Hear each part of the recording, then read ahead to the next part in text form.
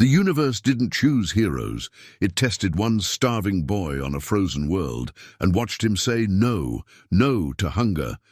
Not to cruelty, no to becoming less than human. That no echoed across galaxies and built the Caldwell legacy. The wind on Proxima didn't whisper, it screamed. Ice bit into metal, into skin, into memory. 6-year-old Kai Caldwell crouched inside a collapsed cargo pod, the kind long abandoned by miners who had already given up on this frozen moon. His breath came out in crystals, vanishing before they could fall. Beside him, a small creature quivered, a hybrid of fox and ferret, its fur shifting colors with every flicker of emotion. Right now it pulsed a pale, frightened blue. Kai called it lucky, though luck had been running short for both of them. He held the creature close, whispering through cracked lips, "We just need to last one more night." His stomach didn't believe him. 3 days without food had turned hunger into something alive, gnawing from the inside. Then came the sound, footsteps crunching snow, too light to be a scavenger, too steady to be a colonist. A figure appeared in the storm's white haze, tall, wrapped in robes that moved like liquid light. Her presence warmed the air. Her eyes weren't human. They shimmered like stars seen through water. "You're far from home, little one," she said softly. "And starving." Kai said nothing. He had learned silence was safer than trust. She knelt, placing a sealed ration pack on the ground between them. "It's yours," she said, "if you take something for me. The old woman in the market wears a thermal scarf I want. Bring it to me." The offer cut deeper than the cold. His hands shook. The hunger screamed yes, but his mother's voice, faint, buried under frost, whispered no. He swallowed hard. "She needs it more than I do." The woman tilted her head. Compassion in a storm, rare. She conjured another pack, and a small flame danced above her palm. Then a different bargain. In that creature's pain. One quick strike. Mercy for mercy. Kai's body locked. Lucky chirped softly, trembling against him. His answer came steady, quiet, and absolute. "He's my friend." For a long time, nothing moved. Then the woman smiled, an expression that felt ancient, powerful, and somehow proud.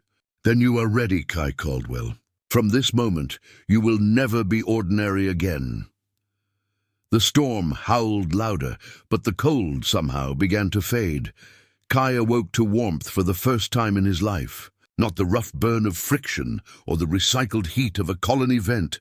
This warmth was alive, pulsing through his skin like sunlight remembering him. He sat up slowly. The world around him didn't obey any law he knew. Walls curved into infinity, floors shimmered like glass reflecting stars. It was a room, yet it felt like a dream pretending to be real. The woman from the storm stood at the center, her robes now glowing faint gold.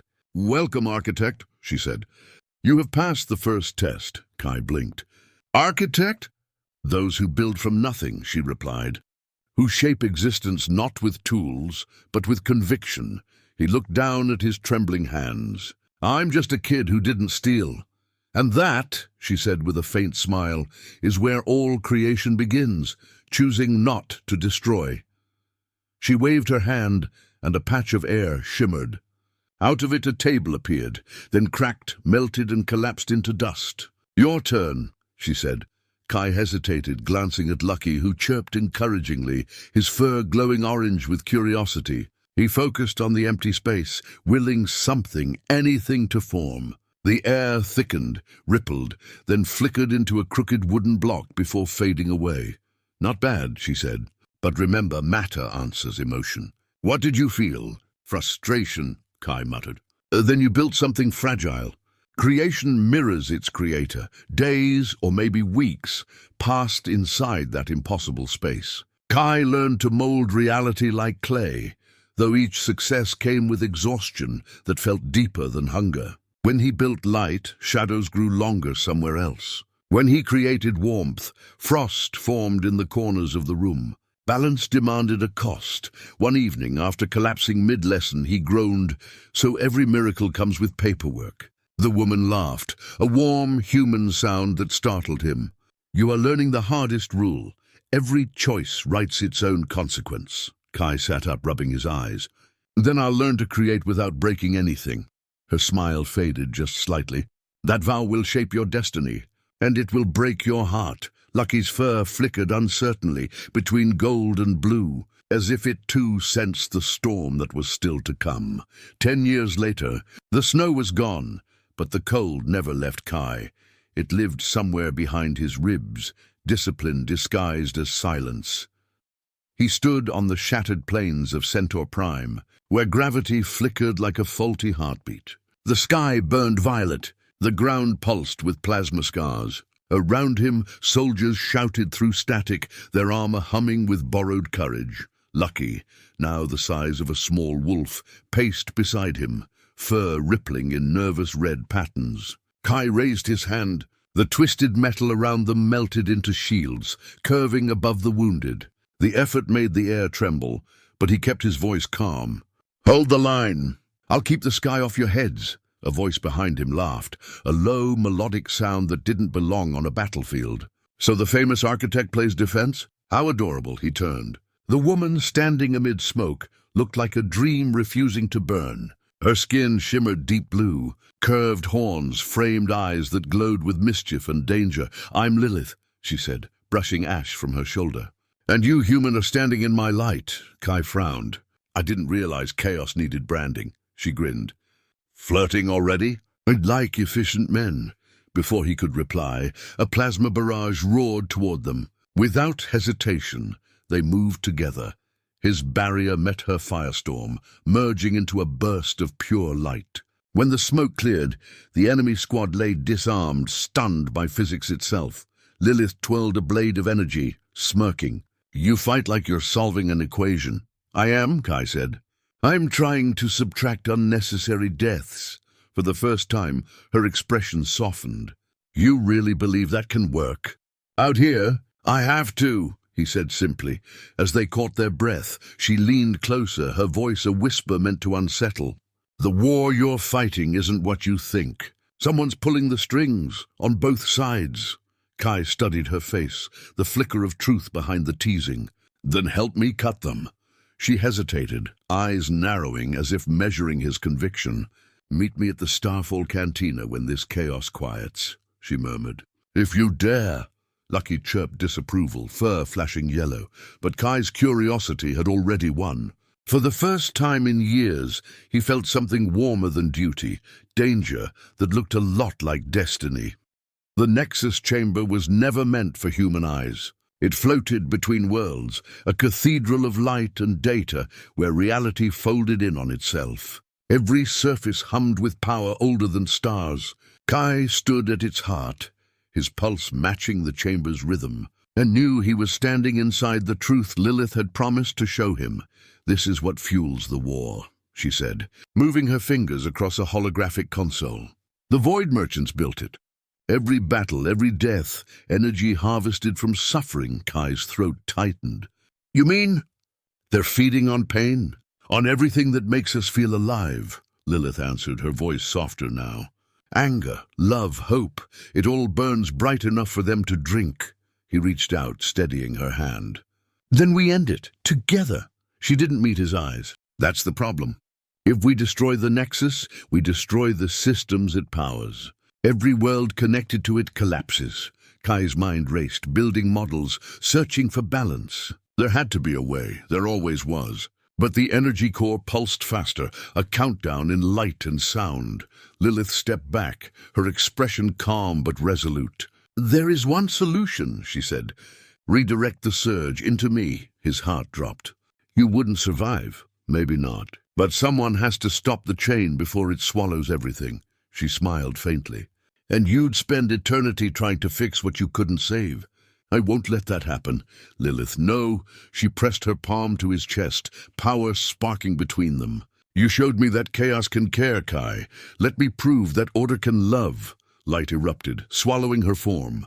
The chamber blazed blue, every equation rewriting itself in her name. Lucky cried out, his fur glowing with 1,000 colors, her colors.